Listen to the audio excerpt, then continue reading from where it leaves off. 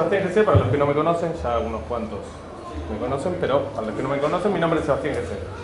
Soy parte del team comercial de Druidix, junto con Adriel, con Franco, con Mariano y con Rafael, de la oficina de Buenos Aires, comandados por Pablo Herrera. En primera instancia, lo mío va a ser como siempre muy corto, muy breve. En primera instancia, agradecer a la marca por el apoyo, porque para poder hacer este tipo de eventos que tanto nos gusta, necesitamos el apoyo de la marca. Y en segunda instancia, agradecerles a ustedes por el tiempo, por haberse tomado el tiempo de venir a compartir este momento con nosotros. Aquí a mi lado, Santiago, que es la persona que verdaderamente sabe. Y muy interesante hoy en la mañana, cuando llegó que hicimos una previa, estamos charlando de la discusión que tenemos que plantear tanto nosotros como asesores tecnológicos, como inclusive ustedes como requerimiento, como clientes. Entonces hice un paralelismo, que ahora le voy a dejar a él que lo haga con el seguro del auto, que me encantó.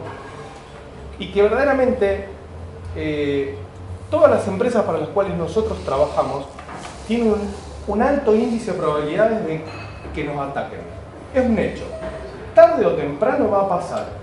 No es que vamos a estar exentos de eso. El tema es plantear la discusión de cómo estamos preparados nosotros para soportar ese ataque y para salir funcionando o seguir funcionando o estar operativos lo antes posible. Que nos van a atacar es un hecho, es una cuestión de tiempo. Pero bueno, ahora los dejo con Santiago para que él continúe y desde ya, nuevamente muchas gracias. Ahí estamos, gracias. Bueno, mi nombre es Santiago Cabana, soy especialista en ciberseguridad por más de 22 años y de hecho cuando comencé a trabajar en ciberseguridad constaba básicamente de dos cosas, antivirus y backup.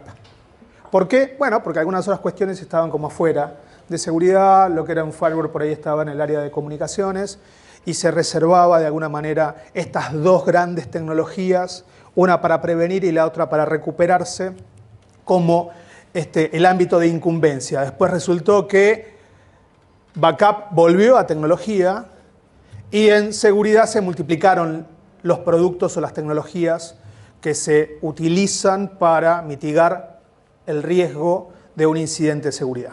Entonces, lo que les voy a contar o lo que les vengo a transmitir es algo que viene conmigo desde hace mucho tiempo y que además considero que es fundamental. ¿Qué es lo que quiero que se lleven? ¿Qué es lo que se van a llevar? Algunos elementos argumentativos, algunos argumentos que pueden utilizar o que les recomiendo que utilicen a la hora de sentarse a discutir con otras personas en la organización, en particular con quienes determinan el presupuesto y cómo se va a utilizar ese presupuesto dentro de la organización. Y además hay un tema relacionado con, de nuevo, la incumbencia. Si esto es un problema del área de seguridad o es un problema del área de tecnología, y dentro del área de tecnología si es un problema del área de arquitectura o es un problema del área de operaciones. ¿Quién es responsable por la resiliencia de una organización? Voy a ir y volver, pero consideren que está todo alineado, digamos, está todo relacionado una cosa con la otra, y si me desvío un poco, sepan que voy a volver a la línea de trabajo. Entonces, los temas de los que voy a hablar tienen que ver con amenaza y riesgo, o sea, contextualizar el por qué estamos hablando de esto, algunos, de nuevo, elementos, datos que les puede ayudar a plantear la conversación y a cambiar el modelo mental. El modelo mental es fundamental. La forma como vemos la realidad o como la entendemos va a determinar cómo vamos a sobrellevar una situación de conflicto o un ataque propiamente dicho. Algunos fundamentos de resiliencia en términos de datos o sistemas, por eso habla de la detección, la respuesta y la recuperación, y todo esto dentro del marco de las mejores prácticas y los estándares de seguridad. Hemos aprendido mucho en los últimos 20 años. Han aparecido, se han desarrollado mejores prácticas, fruto de la experiencia. Hay estándares y recomendaciones que son promovidos por gobiernos, en particular por gobiernos. ¿Sí? No solamente son empresas u organizaciones profesionales las que recomiendan esos estándares, sino que son gobiernos. El gobierno de los Estados Unidos, el Reino Unido, el gobierno de Europa, la Comunidad Europea, ¿sí? Proponen recomiendan estándares porque necesitan que sus empresas, las empresas que funcionan en sus territorios, puedan sobrevivir a un ataque informático. Vamos a hablar por qué hablamos de automático, inmutable, aislado y redundante en términos de respaldos propiamente dicho, una introducción al concepto de bóveda y explicar desde cuándo y cómo funciona esta idea de bóveda y cuánto se distingue o se separa del archive, el archivo tradicional, que es el resultante de un backup, y algunas conclusiones de cómo llevar esto a la práctica, sea desde la discusión o concretamente en términos de tecnología. La información es un activo vital para las organizaciones de cualquier índole, política, militar, comercial. Siempre la información ha sido vital en cuanto secreto. Históricamente, cuando hablamos de seguridad, hablamos en términos, históricamente, hablamos de pérdida de confidencialidad. La preocupación histórica por seguridad viene de la mano de no perder control del secreto. Perdido el control del secreto, o sea, descubierto el secreto, se pierde la ventaja competitiva. Mecanismos en seguridad para preservar los secretos son, por ejemplo, el cifrado de la información. Y esto es algo que se conoce hace mucho tiempo, se practica desde hace mucho tiempo. Ahora, no venimos a hablar de esto hoy. Hoy no nos importa la pérdida de confidencialidad. Es relevante, sí, pero en realidad es más relevante hablar de la pérdida de disponibilidad. Uno puede dejar de respirar un minuto, aguanta la respiración voluntariamente y puede 1 minuto, 2 minutos, no puede no respirar 10 minutos. Se muere. ¿Ok? Esto es una condición del cuerpo humano o una condición de las organizaciones que necesitan que hay un tiempo, un periodo vital por el cual pueden no operar. Pasado ese periodo vital, se muere, desaparece, quiebra, deja de ser confiable, como ustedes quieran conocer. Ese concepto tiene que ver con la disponibilidad. Y es uno de los 3 ejes de estos atributos de seguridad que son asociados a la información y a los sistemas de información. Obviamente el otro tiene que ver con la integridad y tiene que ver con si es confiable o no aquello que utilizo como fuente de información o como sistema. Pero hoy vamos a estar hablando de disponibilidad. Y vamos a hablar de disponibilidad porque en los últimos años pasó a ser terriblemente atractivo para las organizaciones criminales ir sobre la disponibilidad de los sistemas de las empresas haciendo algo que se conoce como un secuestro extorsivo. Te quito capacidad de operar, te pido dinero a cambio. Y funciona. Y funciona muy bien. Porque de hecho, cuando veamos un poco los números, se están multiplicando estos métodos de hacerse de ganancia de organizaciones criminales. Y acá hay un elemento central que hay que poner sobre la mesa y no perder de vista, que tiene que ver con organizaciones criminales. Hay organizaciones criminales. ¿De dónde son? Y están las de Europa del Este, están las de China, están las de Brasil, o sea, están las de acá a la vuelta. No necesariamente hay que ir a África, a Europa del Este o al Asia profunda para encontrar organizaciones criminales que encuentran formas de hacerse de dinero, no solamente con drogas, sino con secuestro extorsivo de tu capacidad empresa de operar y entregar servicios. Ahí está. Sí. ¿Cómo cambió esto? En algún momento uno hablaba del hacker, ¿no? ¿Verdad? Hace muchos años, ¿no? Sí. ¿no? Hablabas del tipo, hizo visto algo. Hoy hablas de... Yo hablo de organizaciones criminales, son pymes, micropymes. Yo te diría que son pymes criminales. Sí, sigue habiendo... A ver, si vamos a ser políticamente incorrectos, hay un problema de captación de jóvenes en las favelas de Río de Janeiro y en las favelas de San Pablo, en donde se meten en las villas y les enseñan a programar a los pibes a cambio de un sueldo, trabajan 8 horas de lunes a viernes y pasan a formar parte de esas organizaciones criminales que después operan sobre Colombia, México, Argentina o Chile. ¿Sí? Pero son organizaciones criminales. Entonces, en seguridad normalmente hablamos de dos grandes ámbitos. Uno que tiene que ver con la autenticación, la autorización y la auditoría. No nos va a interesar eso tampoco. Y el otro que tiene que ver con la integridad, la confidencialidad y la disponibilidad. Nos vamos a concentrar en lo que es disponibilidad. ¿Ok? Cuando vemos qué es lo que reconoce Europa, el mundo, como los principales problemas de ciberseguridad, sigue habiendo problemas con malware, sigue habiendo problemas con estafa, phishing, pero el ransomware como este secuestro extorsivo sigue siendo el de mayor impacto en las organizaciones. De hecho, los norteamericanos afirman desde el gobierno que la mitad de las empresas norteamericanas, han tenido un incidente grave de seguridad en los últimos 10 años. Entonces hay una probabilidad matemática de ser alcanzado por un ataque en los próximos años muy alta, casi de certeza. De hecho, esto es uno de los motivos por los cuales tanto dinero invierte el gobierno de los Estados Unidos en promover, en comunicar, en educar a las organizaciones, en particular a las empresas, no solo a los individuos, para que mejoren su capacidad de resiliencia, no solamente de prevenir un ataque, sino en caso de ser objeto de un ataque, que se puedan recuperar. ¿Por qué? Porque necesitan que esas organizaciones puedan seguir funcionando. Y el impacto económico es un número. Y uno en el 2017 hablaba de que para el 2021 iban a ser 6 trillones y decíamos que exagerado. De hecho, se cumplió, no solamente se cumplió esa proyección en cuanto al impacto a nivel global, sino que cuando lo trasladan al 2025 hablan de 10 trillones.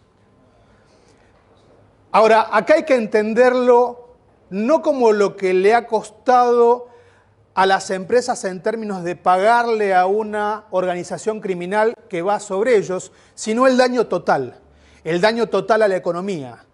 Lo que le cuesta a una economía que una empresa deje de prestar un servicio, lo que le cuesta a una empresa el tiempo y los recursos recuperarse de un incidente.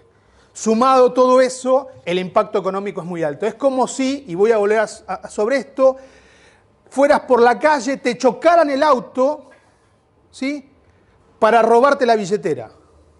Es decir, ¿me tenías que romper todo el auto para robarme la billetera?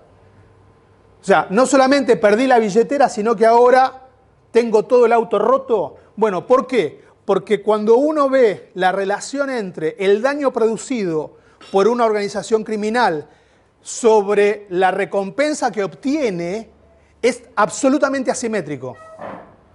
¿Cuánto daño produce versus lo que está pidiendo rescate? Y es por eso que la mayoría de las organizaciones termina pagando rescate. Porque cada día que queda sin operar, la pérdida o el riesgo de salir del negocio es sumamente alto. Y por eso funciona esa ecuación y por eso los números son tan críticos. ¿Por qué volvieron en el 2020 y en el 2021? Porque se había aplacado esto, ¿no? Se había reducido drásticamente la cantidad de ataques, había dejado de ser negocio, utilizaban otros mecanismos para hacerse las bandas criminales. Ahora, 2020-2021 explotó otra vez el problema del ransomware. Pandemia, lockdown, trabajo remoto. Las empresas se pusieron a trabajar en forma remota, tuvieron que abrir sus canales de comunicación. Entonces, aquellas empresas que dijeron, bueno, mandemos a nuestra gente a sus casas, pongámosles VPN, lo que hicieron fue abrir múltiples agujeros por donde se podían colar ataques de ransomware, porque bastaba con que una de las PCs de esas personas que estaban trabajando en forma remota fuera comprometida mientras miraba porno, para que a través de la VPN fuera directo a la red, a las redes de servidores y desde ahí, movimiento lateral, ganaran control sobre la capacidad de operar de una organización. Ese es el vector principal, ¿sí?, o la razón principal por la cual volvió eso. Ahora, claro, le encontraron el gusto. ¿Sí? Le agarraron el gusto porque también entendieron que no era necesario o no era exclusivo el acceso remoto para alcanzar este target de empresa a la cual atacar. Y de hecho, esto es marzo 2022. El grupo Lapsus, conocido en la región por atacar a Globant o a Mercado Libre, lo que ofrecía era pagarte por acceso, ¿sí?, de una credencial, pagarte por una credencial de acceso a una VPN o a un sistema de gestión. ¿A quién? A administradores, a empresas que hacían outsourcing, a cualquiera que pudiera darle un acceso remoto, ellos te ofrecían pagarte en criptos sin que nadie se enterara. Entonces, uno dice, bueno, pero ¿cómo compito contra esto? Bueno, en principio es muy difícil competir contra esto, ¿no? Porque si le ofrecen $25.000, que era más o menos lo que le ofrecían a un administrador por un acceso remoto, le ofrecen $25.000 a un administrador de su organización con la tranquilidad de que no va a pasar por el mercado financiero porque va a ser en cripto y la probabilidad de que se sepa que fue él quien filtró esa información sea muy baja, y aunque se concluyera de quién fue la credencial que se filtró, la posibilidad de negar de yo no sé qué pasó con mi máquina, resulta sumamente atractiva y al mismo tiempo difícil de afrontar. Estamos hablando de que ofrecían $25.000. En algún momento, hace unos años, habías tirado una estadística de, corregime, si 1 de cada 10 empleados era infiel. Ah, esa es mejor todavía. No, pero esa se mantiene. En realidad, no, es el 5% de los empleados de una organización. Esto está estudiado en comportamiento económico. Los norteamericanos que estudian todo, no porque el resto no lo estudie, sino porque estos son obsesivos, vienen estudiando hace varios años Daniel Goleman, Malcolm Gladwell, Ariely, Daniel Kahneman, vienen estudiando el comportamiento económico de las personas y concluyen que el 5% de los empleados, el 5% de los miembros de una organización es desleal, abusa de su pertenencia a la organización, el 5%. Y hay un 5% más que es permeable, es con el incentivo adecuado se podría dar vuelta y accionar en contra de la organización de la que forma parte. Y son números, a ver, estamos hablando que en una organización que tiene 1.000 empleados, tenés 50 tipos que están esperando la oportunidad para beneficiarse a costa de la organización de la que forman parte. Entonces, que le pongan una propuesta económica a cambio de un acceso administrativo a una red de servidores, bueno, alcanza con que se crucen con esto y no lo piensen mucho. Digo, esto es parte de por qué afirmamos de que la probabilidad matemática de que tengas un incidente se acerca a casi certeza. Entonces, prepárate para lo que va a suceder después de tener el incidente. Entonces, la pregunta acá, yo la llevo a dos tipos de actores. Por un lado, pienso en el dueño de una empresa. En el dueño de una empresa, en el accionista de una empresa, ¿no? Que habla en un directorio a través de sus síndicos, no importa, es el dueño de una empresa. ¿Qué quiere el dueño de una empresa? Y por otro lado, pienso en un director de tecnología, un gerente de tecnología, alguien que está parado entre la operación y la mirada estratégica para mejorar la capacidad de la organización o prevenir la pérdida de capacidad de operar, ¿no? Entonces, yo digo, ¿están alineados sus intereses? ¿Les preocupa lo mismo? ¿Tienen el mismo lenguaje? ¿Hablan de lo mismo? ¿Entienden lo mismo por la realidad? Y yo les digo, miren, la verdad es que no.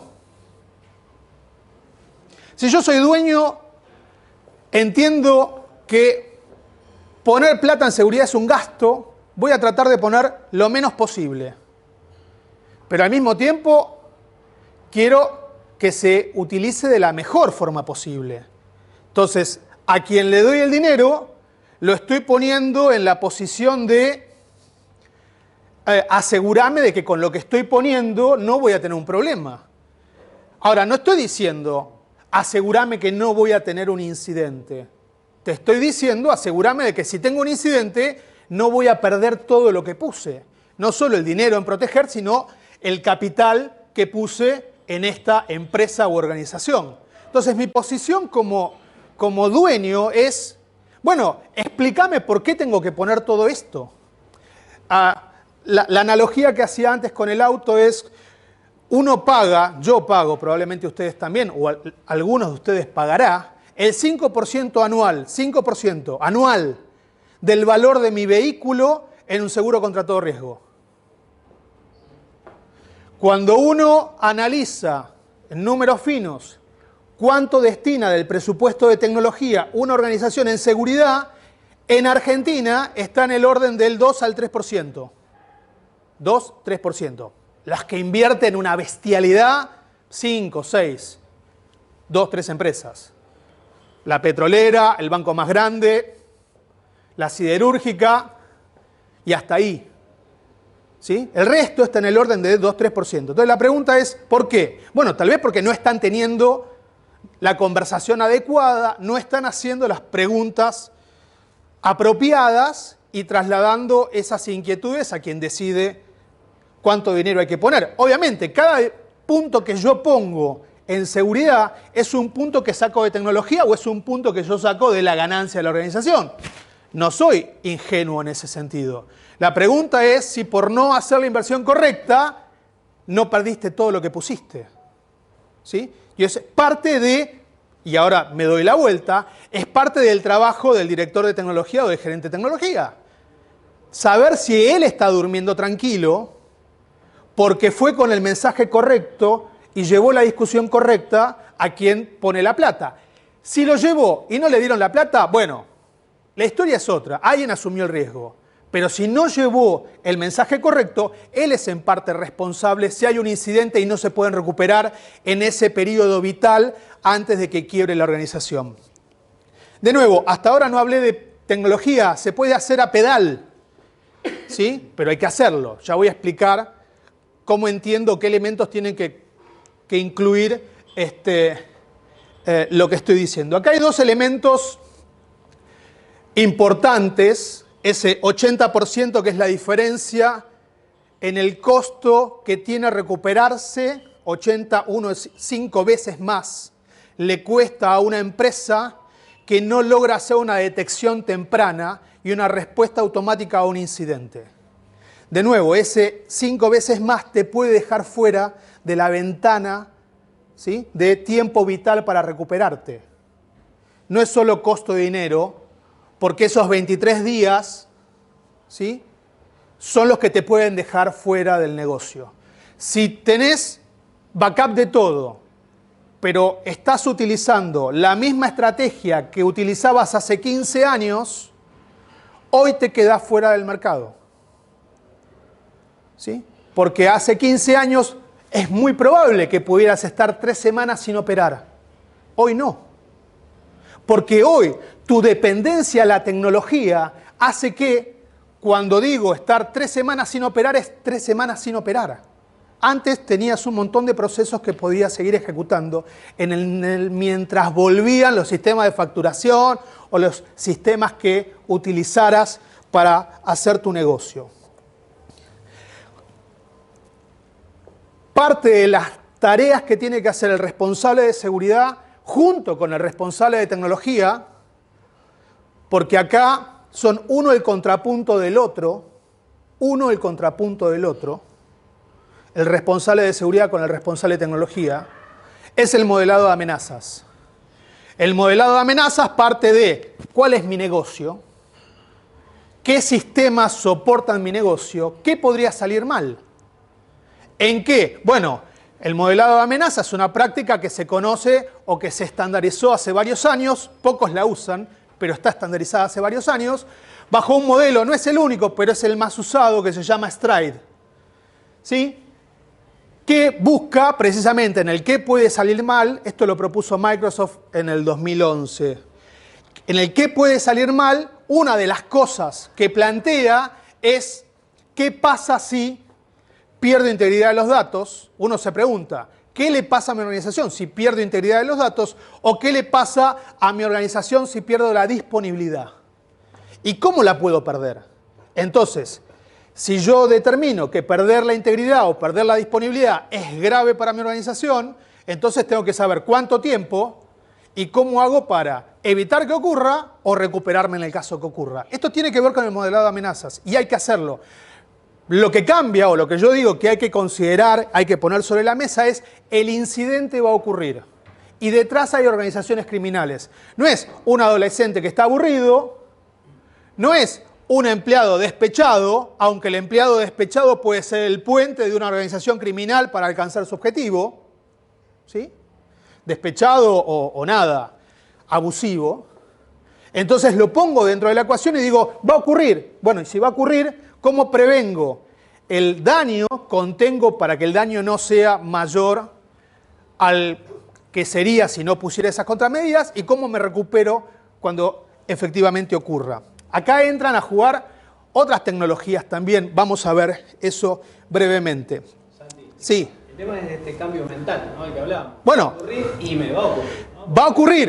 Es difícil asumir ese che. Claro. No, me va a tocar. Y si me va a tocar, ¿cómo hago para recuperarme? Me va a tocar. Hay una empresa en Argentina, una empresa por semana en Argentina es víctima de ransomware. Una empresa. ¿Sí? Más o menos 50 por año. Una empresa que obviamente está en el cordón industrial, comercial, Mendoza, Córdoba, Rosario, Buenos Aires. O sea que podríamos tranquilamente pensar que una empresa de Rosario cada 2 meses es víctima de un ransomware. ¿En qué probabilidad? Y de la más grande hacia abajo, porque obviamente quien lleva adelante un ataque de ransomware está haciendo una inversión. Es una pyme, pone a gente a trabajar horas o días para lograr infiltrarse, para tomar control. No es magia, no es instantáneo. Estar dentro de una organización para tomar control lleva días, desde que logran entrar hasta que despliegan su capacidad de quitarte el control. Lleva días, eso es una inversión que se paga con el rescate. Entonces van a siempre tratar de ir a las empresas más grandes, más débiles. En esa ecuación van. Y les funciona.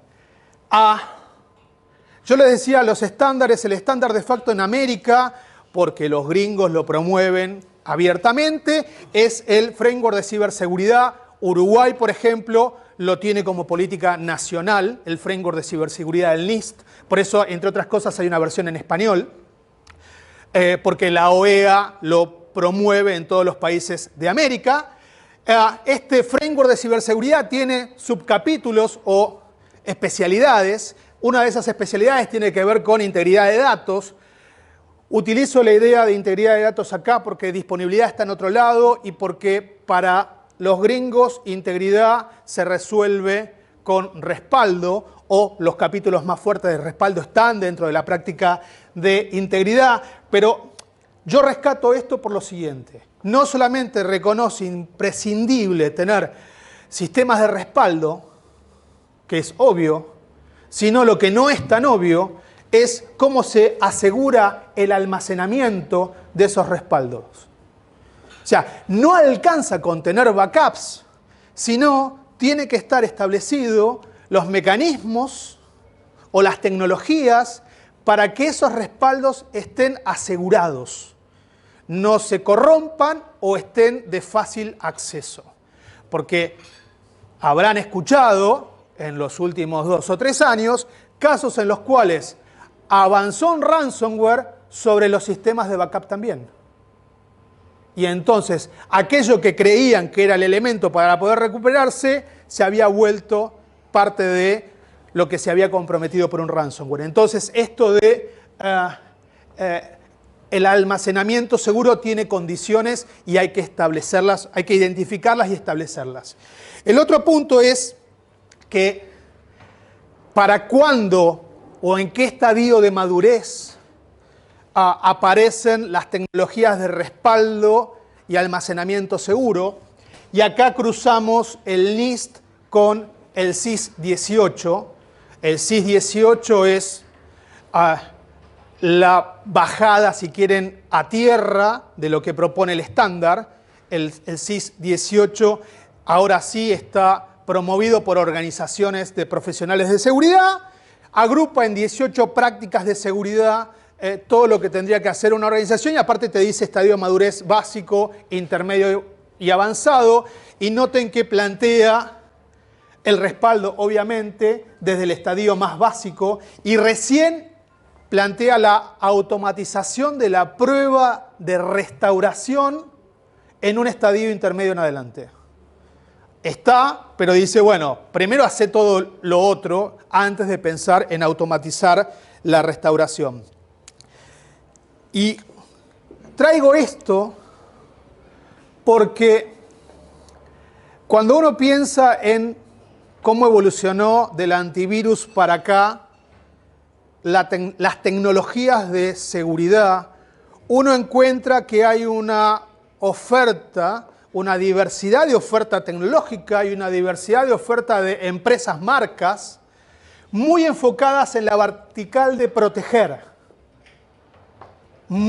Cuando uno ve cuántos fabricantes y cuántas herramientas hay para proteger dispositivos, redes, aplicaciones, datos o usuarios, uno va a encontrar que la mayor parte de la oferta está ahí. ¿Cuál es el problema de eso? ¿Cuál es el problema que veo yo como profesional cuando veo esto? ¿Cómo se establece la agenda del responsable de seguridad o del responsable de tecnología en términos de lo que te vienen a ofrecer? Si yo vendo martillos, probablemente digo, es lo que yo veo, te convenza de que todo se parece a un clavo y que necesitas martillos. Ahora, eso no es la mirada completa, esa es la mirada desde la herramienta que yo comercializo. Y ese es parte del problema que uno ve cuando uno ve los fabricantes de tecnologías, que te dicen, lo más importante es esto, lo más importante es esto, alineado a lo que venden, pero no necesariamente alineado a lo que necesita una organización. Y cuando uno va y pone una arquitectura de referencia o se pregunta, ¿estás haciendo lo necesario para identificar, para proteger, para detectar ahí donde no podés proteger porque no tuviste presupuesto, porque decidiste no protegerlo y asumiste el riesgo? Asumiendo el riesgo, entonces activás tus alarmas para detectar, decime cómo vas a responder y decime cómo te vas a recuperar. Entonces acá lo relevante primero es que noten esto de dependencia tecnológica y dependencia de personas. Baja la dependencia tecnológica en la medida que vamos hacia la capacidad de recuperarnos de un incidente, no desaparece, baja.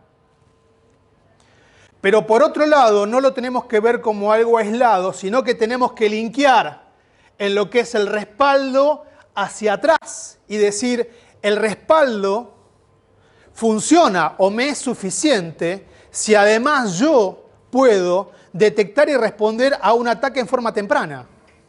¿Por qué? Porque si no tengo el problema de cuánto me cuesta o cuánto tiempo tardo en recuperarme de un incidente. Si yo me entero cuando ya comprometieron todos mis servidores, por más que tenga respaldo seguro, el tiempo que me va a llevar a recuperar es mucho más alto que si lo hubiera detectado por ahí 2 días antes, 3 días antes, cuando empezaron a comprometer a alguno de los servidores a los que les hago backup en forma periódica. Entonces, la tecnología está ahí, pero yo lo tengo que linkear a otras capacidades. Y acá vuelve a la discusión, ¿es un problema de seguridad o es un problema del área de operaciones? Porque seguridad va a decir, yo no soy responsable de la recuperación. Yo no opero el backup, no está dentro de mi presupuesto el backup. Vos tenés que hacer backup. Y el área de operaciones o tecnología tiene que decir, sí, pero vos tenés que evitar que me comprometan los servidores. En esa discusión lo que tiene que surgir es una cooperación. Sí, pero esa cooperación no siempre se da. Bueno. Los intereses de cada organización, la seguridad, te estoy diciendo cómo debiera ser. es buenísimo. A veces lo que hay que hacer es armar, equipos de trabajo. Yo te digo cómo hay que hacerlo. Después, ¿qué hay que hacer? Somos agnósticos y hablamos con todos, ¿viste? Con los distintos departamentos, vemos esa, ¿viste? Donde se tira, Bueno, con misiles, ¿eh? a ver, cuando yo les decía que esta analogía de ponemos el 5% del valor de nuestro auto anualmente para un seguro contra todo riesgo, cuando lo llevas a seguridad, la pregunta es, ¿qué estás poniendo en la ecuación? ¿Patch management es un problema de seguridad o es un problema de operaciones? Pero, sin embargo, es un elemento clave para seguridad. O sea, yo seguridad tengo que poder determinar que te falta un parche, el parche puede ser un cambio de configuración, no importa, y tengo que tener la capacidad de aplicarlo. Ahora, no lo aplico en la práctica, no lo aplico yo, pero yo te digo que lo tenés que aplicar y vos lo tenés que aplicar. Y lo tenés que aplicar, porque si vos no lo aplicás, yo no puedo hacer mi trabajo. Pero si vos pero si vos lo aplicás por ahí, yo estoy perjudicando el tuyo. Bueno, eso es algo, en esa dinámica es el punto contrapunto del que yo hablo y el problema que tienen algunas organizaciones donde seguridad reporta tecnología. Seguridad le reporta tecnología, el presupuesto de seguridad es parte del presupuesto de tecnología, el que va a hablar al directorio es el gerente de tecnología y no el responsable de seguridad. Yo digo, describo la realidad. ¿Es el mejor escenario? No. ¿Va a cambiar? No sé, creo que no. ¿Sí? Creo que no. Y de hecho, no estoy seguro de que tenga que cambiar. Pero por ahí lo que tenga que cambiar es el mindset del gerente de tecnología para incorporar como parte de su responsabilidad las de seguridad. Es otra discusión. Yo sé que es otra discusión. Cuando hablamos de resiliencia en términos de datos y sistemas, no solamente estamos hablando de backup.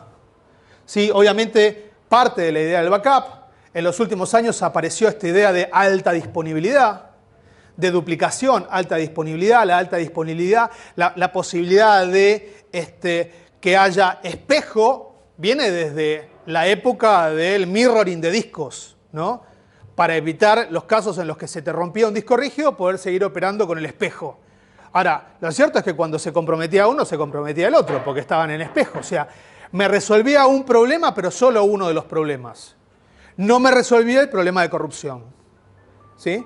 Me resolvía solo el problema de alta disponibilidad. Entonces, está bien que lo tengamos.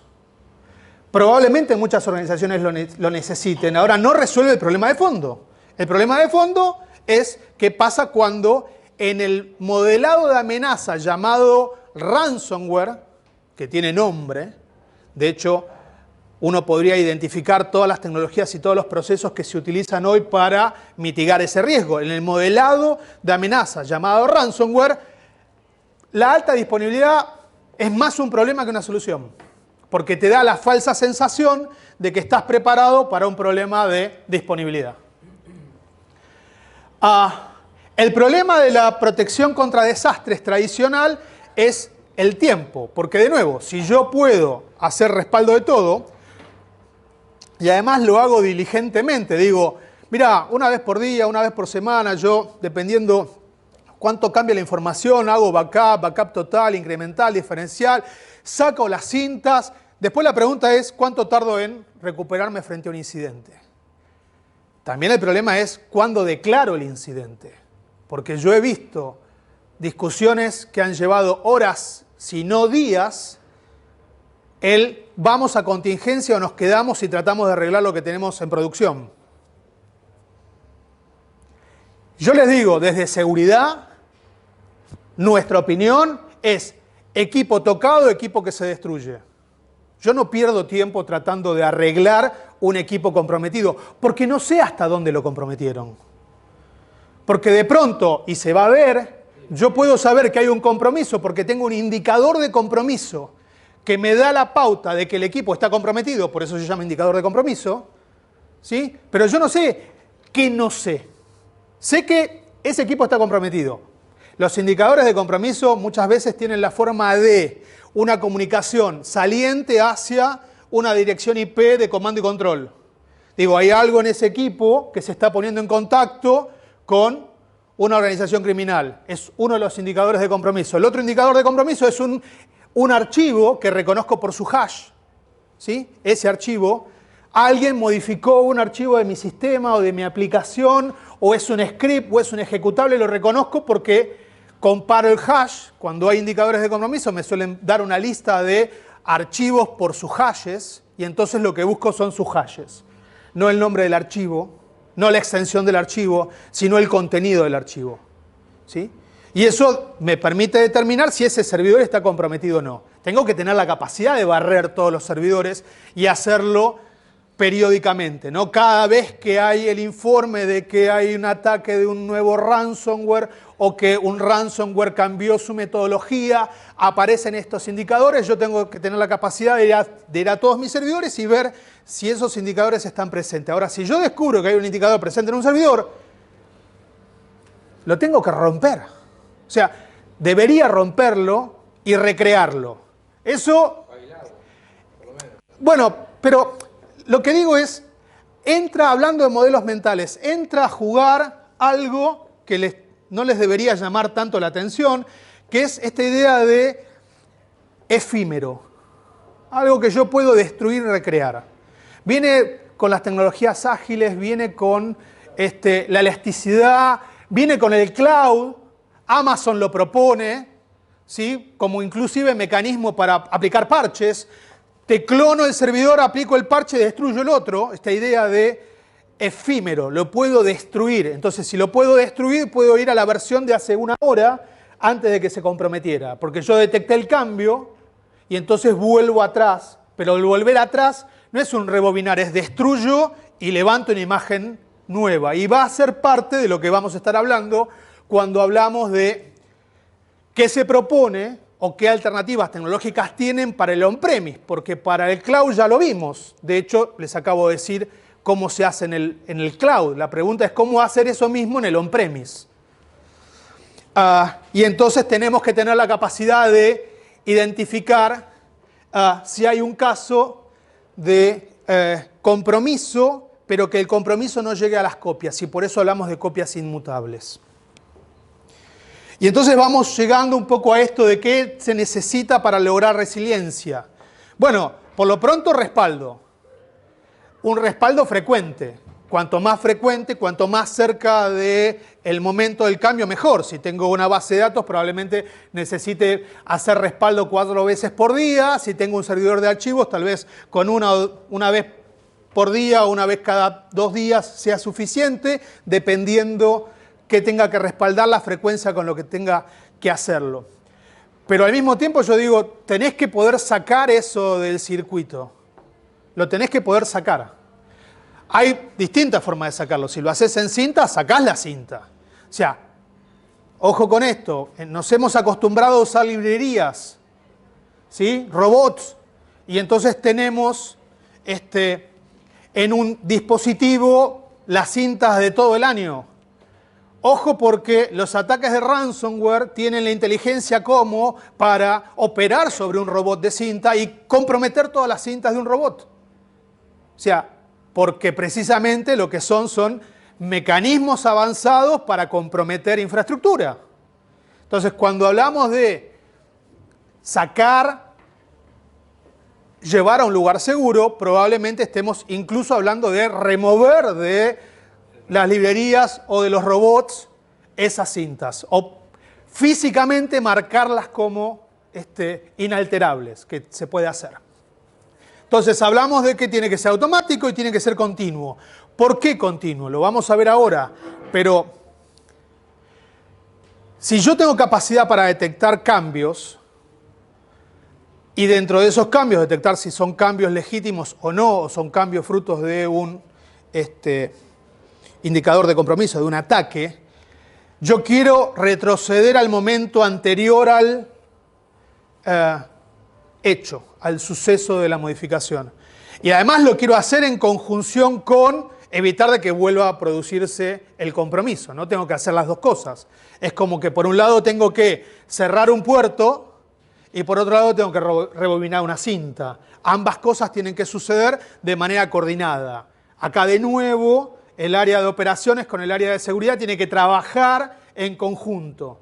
Pero tengo que poder hacerlo lo más cercano en el tiempo, porque si no, también las tareas de restauración van al plano físico. Si yo estuve operando 4 horas o 4 días y tengo que rehacer el trabajo que perdí por volver a 4 horas o 4 días, cuanto menos tiempo pase, menos trabajo manual voy a tener que hacer para sincronizar los sistemas o los datos. Y además lo tengo que hacer en un tiempo aceptable para el negocio. Y vuelvo acá a la idea del Business Impact Analysis, una tarea que hace el área de seguridad con el área de tecnología, que se sientan a preguntar cuáles son los sistemas vitales para la organización, cuánto tiempo podemos estar sin operar. Pero hay que ponerlo por escrito. Y hay que ponerlo por escrito porque también hay que poner por escrito anticipado en cuánto tiempo voy a declarar contingencia. ¿Sí? ¿Cuánto tiempo para...? No, fue un error, es una pavada, yo lo arreglamos. Buenísimo. 2 horas, si en 2 horas no lo arreglaste, tenemos que ir a contingencia. Pero lo quiero por escrito, porque el que vaya a ejecutar la acción probablemente no sea el que tome la decisión. Y yo lo que quiero es evitar la parálisis que hay entre lo hago o no lo hago. Si lo hago, me echan. No, pero pará, está escrito, pasaron 2 horas, lo podés hacer, estás preautorizado porque se cumplió una condición, porque está por escrito, alguien ya lo pensó. De que si es un sábado a las 3 de la mañana, pasaron 2 horas, lo podés hacer. No tenés que llamar a nadie que por ahí no te atiende hasta el lunes a la mañana. Esas cosas tienen que formar parte de la estrategia. Y de nuevo, no estoy hablando de tecnología. Lo podés hacer con lo que tenés. Lo que sí podría llegar a cambiar o requerir tecnología, y yo creo que acá IBM tiene una propuesta muy interesante, viene de la mano de la virtualización. A ver, voy a aclararlo. Es si fuiste por el camino de la virtualización, que es lo más razonable porque es lo más costo efectivo en los últimos 10 años, esta idea de hacer imágenes y recuperarte con una imagen parece ser mucho más razonable que ir de una cinta a un disco rígido y hacer un bare metal desde cero de un servidor, como hacíamos hace 15 años. Y los tiempos que no son lo mismo. Bueno, y además los tiempos no son lo mismo. Pero entonces, si ya fuiste a virtual porque estás usando Hyper-V, VMware o lo que fuera, no importa la tecnología, conceptualmente es lo mismo, entonces la pregunta es, ¿cómo eso lo podés extender para agregarle inmutabilidad y redundancia? Antes yo me acuerdo lo que costaba una lectoescritora de cinta. ¿Quién se podía dar el lujo de tener dos drives para hacer backup en simultáneo? El problema que era hacer una copia de una cinta fuera de línea porque no te daba la ventana y entonces hacías un backup y la cinta de respaldo de la cinta la hacías al otro día, en otro horario, otra gente, y si tenía errores te jodías. La virtualidad o la virtualización nos resolvió todo eso. Bueno, también nos permite extender un poco más e incorporar esta capacidad de inmutable y redundante y algo más. El algo más es la capacidad, voy a ir hasta el fondo de esto. La capacidad de, si quieren, el backup a disco es más rápido que el backup a cinta. Buenísimo. Pero además, si no lo comprimo y dependiendo de la tecnología que use, puedo leerlo, entre comillas, como si fuera un directorio. Y si puedo hacer eso, puedo hacer el análisis de hash de los archivos que conforman esa imagen y entonces puedo determinar si tengo una copia comprometida. Voy a ir un paso atrás. Si hoy sale una firma de antivirus y te llega la firma de antivirus a tu notebook, probablemente se trate de la capacidad de detectar un virus que existe desde hace por lo menos 2 días. ¿Sí? Si te infectaron, ahora también. Existe la posibilidad de que tu equipo esté infectado, por eso se sigue haciendo esto de cada tanto o sin que te des cuenta recorrer todo el disco de punta a punta, todo el tiempo con las últimas actualizaciones.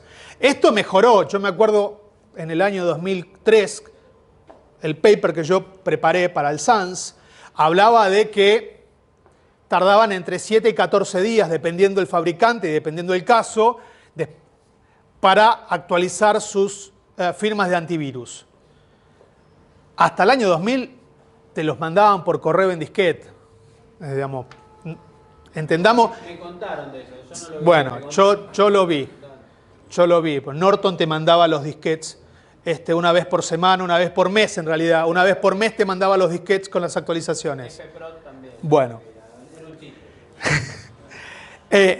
Entonces, la probabilidad de que se haya propagado en estos tiempos de pandemia, se haya propagado un ataque y que tengas una copia infectada, es alto. Es decir, si detectaste un compromiso en una copia de las 6 de la tarde, probablemente ya lo tengas desde las 3 de la tarde, que ya lo tengas desde las 12 del mediodía, ya lo tengas desde las 9 de la mañana, porque los tiempos en los que tarda tu sistema de seguridad de actualizar el feed de indicadores de compromiso y tu capacidad de recorrer tus almacenamientos no es instantánea. Ahora, entonces tenés que tener la posibilidad de ir hacia atrás en los sucesivos respaldos que hayas hecho, que probablemente hasta sean diferenciales, o sea, solamente aquello que cambió y puedas ir hacia atrás con algún point in time full, una vez por día, 2 veces por día, pero piensen en backup continuo, imaginen el concepto de respaldo continuo, de ir hasta el momento previo a el compromiso. Decís, bueno, listo, a las 9 de la mañana tengo una copia limpia. Si además entiendo cómo se comprometió y puedo evitar que se vuelva a comprometer, puedo volver rápidamente el sistema, ¿sí?, a ese momento antes del compromiso y tal vez solo quirúrgicamente aquello que se comprometió. ¿Por qué? Volvemos a lo mismo. Los ataques no son instantáneos. Un atacante puede estar días desplegándose dentro de una organización antes de ejecutar su ataque. Sí, lo podés tener ahí adentro y no Bueno, pero el tema es, si yo llego antes de que se haya ejecutado, probablemente pueda prevenir la ejecución. Sí, lo encontrás. Bueno, pero para encontrarlo tengo que tener la capacidad de analizar, de hacerme de indicadores de compromiso y de recorrer los repositorios en búsqueda de ese compromiso. O ir a producción, no importa. Pero si vas a producción y lo encontraste a producción, la pregunta es desde hace cuánto que lo tenés. Entonces, la idea de utilizar bóvedas, yendo más allá del archive, el archivo de un backup, es tener esta posibilidad de no solamente hacer un respaldo en tiempo real, o sea, respaldos más frecuentes de los sistemas, sino tener un lugar en donde pueda operar sobre esos respaldos. Básicamente por 2 cosas. Hasta ahora hablamos de encontrarme un indicador de compromiso que me diga cuándo fue el compromiso, para ir al momento inmediato anterior. Pero también, algo que yo dije que estaba en aquellas organizaciones un poco más maduras, de ¿probaste el respaldo de que pudiste restaurar? ¿Qué significa probar el respaldo de que pudiste restaurar? Prendés esa máquina virtual en un entorno autocontenido y funciona. Probablemente no lo puedas prender en tu propia red porque empezamos con los conflictos de networking. Ahora, puedo, y de hecho esta es la idea, probar la restauración de esos sistemas en entornos controlados, aislados de producción, para asegurarme de que si es necesario ir a contingencia, los respaldos que estoy haciendo están funcionando correctamente. Porque, de nuevo, después entra a jugar el tema de, che, respaldo todo, respaldo una parte, hago deduplicación durante el proceso de respaldo y para no tener que respaldar los 80 GB del servidor, respaldo solo una parte, entonces cuando tengo que restaurar, tomo una imagen y sobre la imagen aplico, que es mucho más rápido de disco que de cinta, pero igualmente hay que probarlo. Entonces, esa es la idea de cuando tiene sentido tener una bóveda y, de nuevo, alineados con el tiempo vital que puede soportar una organización para recuperarse de un incidente. Hablamos de horas o semanas. Todo tiene un costo. Es un trade-off. ¿Cuánto cuesta poner una bóveda, un Vault? ¿Para cuáles sistemas? Y vuelvo a lo mismo. ¿Todos los sistemas? No. De pronto es uno o dos. Y tengo esto en una parte de mi organización y no en todo. Pero de la misma manera que les planteo esto, les planteo el hoy. ¿Cómo se dan cuenta si un servidor está comprometido? Y yo les cuento mi experiencia cercana. Digo cercana porque son clientes míos. Compañías de seguro y algunos bancos. Frente a la pregunta de cómo detectás si tenés un ransomware adentro o no, la respuesta suele ser, tengo un EDR. ¿Saben lo que es un EDR? Como una versión un poquito más anabólica que un anti-malware. En realidad es un host IPS, ¿no? Es una tecnología que está monitoreando si hubo cambios no autorizados en un endpoint. ¿Sí? Es un Detection and Response. Endpoint Detection and Response. Ok, ¿cómo funciona? Y en base a indicadores de compromiso. O sea que hay que alimentarlo con indicadores de compromiso. ¿Lo tienen activado? O sea, ¿tienen activada la respuesta? No, normalmente lo que tienen solamente es el método de detección. ¿Qué tan efectivos son? Bueno, en la práctica los estudios plantean de que tienen un 75% de efectividad. Está lejos todavía de detectar rápidamente, ¿sí?, un indicador de compromiso de un ransomware. Y entonces, ¿cómo se resuelve eso? ¿Cómo resuelve una organización que necesita mayor tiempo, digamos, mayor rapidez, menor tiempo de respuesta entre la aparición de un indicador de compromiso y la detección de lo que está ocurriendo en un endpoint, en análisis del tráfico de red? Porque si hay algo que no se puede ocultar es el tráfico de red. Si yo estoy teniendo comunicación hacia afuera, necesariamente esa comunicación la tengo que ver. Puede estar encriptada, pero la metadata de la comunicación la tengo que poder ver. Tengo que poder ver a dónde se está dirigiendo. Esos mecanismos de seguridad pueden hoy no estar presentes en sus organizaciones. Bueno, también lo van a tener que considerar. O sea, se tienen que preguntar cómo se van a dar cuenta si, de manera temprana, si tienen un ransomware en su organización, cuando se empezó a ejecutar o un par de días antes. O sea, esto viene de la mano del otro. Si ponen esto, pero no tienen una detección temprana, es lo mismo, para no decir que es al cohete. Y por eso, de nuevo, esto forma parte de una conversación entre áreas y una conversación de presupuestos. Modelado de amenazas. Me preocupa ransomware. ¿Por qué? Porque va a ocurrir. Buenísimo. ¿Cuáles son los sistemas que no puedo perder? ¿Durante cuánto tiempo? ¿Cómo me voy a recuperar? Pero ¿cómo voy a detectar? Y en ese conjunto, ¿sí?, en ese conjunto que engloba distintas personas con distintas responsabilidades, conecto tecnologías. ¿Para qué? Para poder responder en horas y no en semanas. Eso es básicamente lo que tenía para comentarles hoy. La idea de aislar física o lógicamente, en términos de la bóveda, implica control de acceso, un control de acceso fino. Esto tiene que ver con qué usuarios o qué servicios están autorizados a hacer modificaciones y cuáles no. Por lo tanto, yo puedo tener un aislado lógico, no necesariamente físico, pero tengo que asegurarme que el control de acceso y los privilegios que hay sobre el storage son los adecuados. Y es como que tengo a alguien que escribe, pero una vez que terminó de escribir pierde privilegios, y tengo a alguien que lee, pero no puede escribir.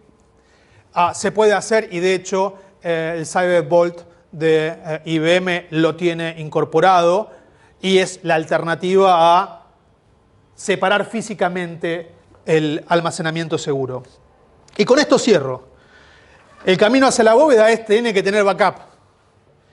El camino hacia la bóveda como mecanismo necesario para poder alcanzar una resiliencia óptima, es decir, poderme recuperar dentro del tiempo vital de la organización. ¿Tengo que tener backup? Claro que tengo que tener backup. Después del backup tengo que tener el backup aislado y tengo que poder probar que los respaldos me permiten recuperarme. Yo no conozco muchas organizaciones que hagan pruebas de restauración. Después de 22 años que estoy en el mercado, son muy pocas las organizaciones que hacen pruebas de restauración. La gente que hace backup reza de que nunca los tenga que usar. Y cuando los tiene que usar, la mitad de las veces no funcionan. Santi, pero ¿no hay normativa para algunas entidades que tienen que probarlo? No. ¿Para la banca tampoco? ¿Qué? ¿No hay una normativa que lo regula? ¿Que tengas que tener respaldo? Sí. Que tengas que demostrar que la restauración funcionó. No, vos tenés que demostrar que tenés un plan de respuesta a incidente, de que probás tu plan de respuesta a incidente y que podés recuperarte de un incidente. Que es algo así como, hagamos de cuenta que nos movemos al site de contingencia, prendemos los servidores del site de contingencia y funcionan. Y pero eso hay que hacerlo. Bueno, pero eso, a ver, eso es cumplimiento en el camino. Cuando yo te digo, No estás seguro nunca. bueno, a ver, en 22 años yo pregunto cuántas empresas hacen una prueba a conciencia de restauración y no hay ninguna que me pueda decir, yo lo hago una vez cada 2 años y estoy tranquilo. Estoy tranquilo de que me puedo recuperar de un incidente aunque tarde una semana. Bueno, entonces la pregunta es, ¿qué es lo que quiere el dueño? ¿Qué es lo que quiere el responsable de tecnología? Los dos quieren, en el fondo lo mismo, es vivir tranquilo. Pero bueno, no existe. Bueno, a ver, no existe, pero me puedo arrimar. Lo más posible. O sea, ataques vas a tener. La pregunta es, ¿te podés recuperar en un tiempo razonable? Bueno, mostrame cómo. Se le va a tener también. Bueno, pero otra cosa que pocas empresas hacen, el Business Impact Analysis, el análisis de impacto de incidente. Decime cuáles son los sistemas que soportan tu negocio y decime cuánto tiempo podés vivir sin ellos. Bueno, háganlo. Y los procesos automatizados de restauración y de prueba de restauración. Eso es el camino, eso es lo que te lleva hacia vivir un poco más tranquilo. Casi éxito. Bueno, a ver, una alta probabilidad de éxito. ¿Sí? Las soluciones de IBM tienen muchas de estas capacidades, considérenlas precisamente para aquellos lugares o momentos en donde uno dice, la ecuación me obliga a hacer una inversión. ¿Por qué? De nuevo, no quiero volver a poner el slide anterior, es todo el mercado está muy concentrado en proteger, proteger, proteger. El punto es, está demostrado que no importa cuánta plata pongas ahí, el incidente lo vas a tener igual. Vos podés mitigar, decir, bueno, mirá, tengo segmentadas las redes, tengo los servidores de backup, los servidores de base de datos en una red separada de los servidores de aplicación. La tengo separada con control de acceso, ¿eh? Ninguna comunicación hacia esos servidores de base de datos viene de ninguna fuente que yo no conozca y además se hace autenticado. Fantástico, díganme quién tiene redes segmentadas así. Bueno, a ver, pero claramente si haces eso, si pones un firewall en el medio, mitigás que si te comprometen un servidor de aplicación, no te comprometan las bases de datos. Bueno, es un mecanismo de protección, tiene un costo. Bueno, ahora, ¿hay otras formas de hacer mitigación por microsegmentación? Sí, las hay. Y puedo seguir poniendo plata. Lo que digo es, si no contemplo que eso puede no ser suficiente, porque de pronto lo que tengo es un administrador vendiendo sus credenciales por $25.000, tengo que tener capacidad de recuperarme. Y ese es el cambio mental que yo digo que tiene que tener el gerente de tecnología, el gerente de seguridad. Lo tiene que tener. Yo digo... Pensando mal en el administrador, que el administrador, por el motivo que... Yo no hago amigos fácilmente. Y eso que no hablamos de la gente, no hablamos de gerente de desarrollo. Ah, no, eso es lo peor. Claro, no hay nadie de esa. Bueno, pero Claro. está bien. Yo sé que estoy en hora, pero lo que le digo es, cuando se proponen, por ejemplo, las herramientas de acceso, de gestión de acceso privilegiado, PAM, Privilege Access Manager, en donde vos obligás a un administrador a pasar por un bastión, ¿sí? Le decís, vos podés tocar los servidores, pero no te voy a dar la clave. Vos tenés que entrar a esta página, decís con qué servidor querés hablar, el servidor, la solución se va a loguear, te va a abrir un terminal server, y vos vas a poder operar, pero vos nunca vas a saber la clave de acceso. Y además todo lo que hagas va a quedar registrado. Y uno dice, bueno, pero lo primero que dicen los administradores es, me estás generando delay. Vamos, ¿qué delay te estoy generando si cuando estás desde tu casa tenés más delay todavía? Y lo segundo es, me estás monitoreando lo que hago, me estás controlando. Sí, claro que te estoy controlando. Digamos, si a vos te preocupa, porque este es el agujero negro del que todo diga, si a vos te preocupa que yo cuestione cuánto te estoy pagando por lo que efectivamente haces, pero pará, discutamos otra cosa, discutamos que parte del sueldo es por la confianza y no por lo que haces. Por tu capacidad, no por tu ejecución. Digo, por la posibilidad de que vos ejecutes y no necesariamente porque ejecutes. Esa es una discusión que hay en tecnología. Porque no es que no necesito que estés todo el día tocando el teclado para que yo crea, para que vos me hagas creer que estás trabajando y entonces justifica lo que yo te estoy pagando. Te voy a pagar lo que te tenga que pagar porque hay una cuestión de oferta y demanda y porque te tengo confianza. Que te tengan confianza no significa que tenga que controlarte. Entonces, bancate el control. Bueno, no hago amigos fácilmente, pero es mi rol, ¿no? Por eso, de nuevo, el contrapunto, seguridad es el contrapunto constante de tecnología. Pero tienen que trabajar de manera cooperativa, porque si no, se paralizan. Y eso es lo que tiene que cambiar. Bueno, era eso lo que tenía para contarles. Ojalá que se lleven algunas ideas.